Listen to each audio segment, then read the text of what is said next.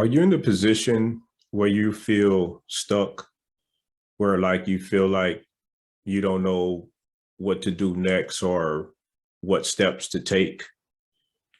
Um, you feel maybe, you have so much going on, you feel overwhelmed maybe. Well, what I want to talk about is how acting and executing is very, very helpful to you, even when you're feeling stuck.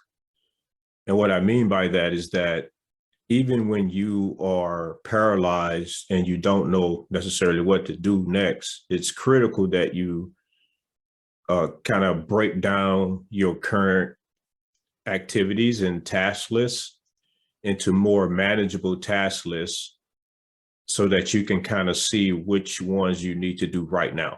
So basically, prioritize your action steps that need to be done and basically get started, like get going on those things that you've placed to quote unquote like near term, whether they're long, they take a long time to accomplish, or they take a short time to accomplish. You determine the priority and which one should be executed first, if you will.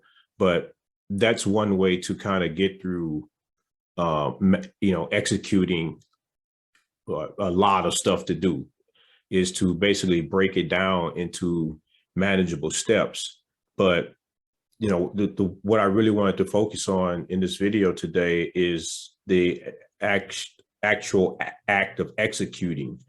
Execution is very important in all aspects, in just in the essence of the word, and particularly as it relates to, for instance, in the Marine Corps. There is the Marine Corps order, a 5-paragraph order, and the 5 paragraphs it's called a SMEAC.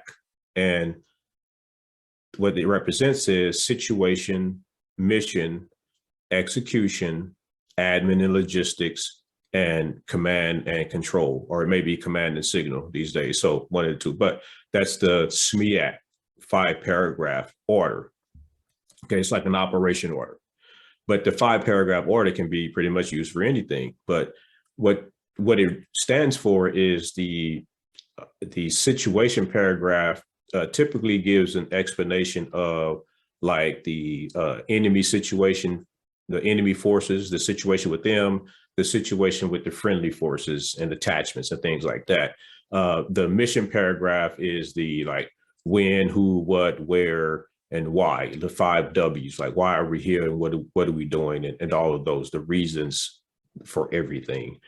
The E, of course, is execution.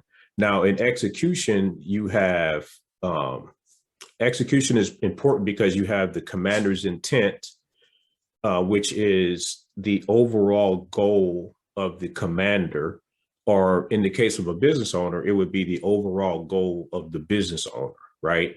What are we ultimately trying to accomplish with this mission or this thing that we're doing, that we have the order for? And so the commander's intent gives that, so that means that in case all else fails in the mission or things go bad, everyone knows who received the briefing of the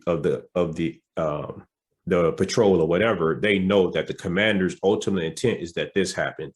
The ultimate goal is to get inside building 105 and destroy all of the IT equipment, as an example, right? That may be the goal of that particular mission. And so that's how that would be laid out. There's also a concept of operations in there, and there's also task and coordinating instructions. So as you can see, the execution, once again, is commander's intent, concept of operations, task, and coordinating instructions. Those are all key elements that we all can use right now in our day-to-day, especially in our business, is writing down tasks, like I said earlier in the video, in the sense of breaking these things down into small, manageable tasks so that they can be accomplished much more easier. And so we all know how it is once we accomplish a small task. At least for me, I'm like, wow, I feel like I just accomplished. I feel like I accomplished a mighty feat, and, and I feel motivated to then go. I'll be like, you know what? Let me go chop down another tree. Let me go and knock down another task, right? And so it ends up being a positive effect on behavior, at least my behavior, right? Your behavior in working for yourself and getting your tasks done. And so that's a way to consider, or I would submit that you consider executing, like is, be more attentive to getting stuff done. Like, make it a priority that even like when you have your task list, you need to make priorities for yourself and make rules for yourself to where it's like, if this is the task list that you have for the day, then there needs to be some type of rigor in your process to where you need to make sure you get it done. And if you don't, there needs to be some type of punishment that you put on yourself. As an example, this is some of the tools or the tactics I use for myself to keep myself productive and to keep myself in check. Not that I'm running out of control, but because I have rules, I don't run out of control. I'm very much in control of myself and my actions, and everything else I do is because I put boundaries in my life in all aspects, personal and business and otherwise, right? So I have boundaries. I operate within my boundaries and within my rule set, and then I execute, right? I try to get good business intelligence and good data in whatever role I'm performing in at that time, and I go forth and I execute. And I would submit to you to go forth, salute and go and execute and get things done.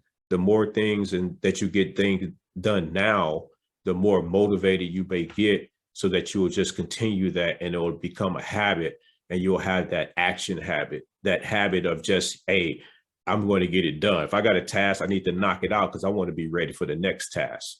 Because in my mind, what I'm working on right now is a barrier to a bigger deal, is a barrier to bigger opportunity. Although what I'm working on is a current opportunity and it's beneficial to me and I'm giving value and benefit back to the client. But in my mind, the longer that project is sitting on my lap, the less time I'm available to get an even bigger deal and provide back even more value to some other client, or even the same client for that matter. So go forth and do and provide value. And, give me some comments in the video and let me know what you think.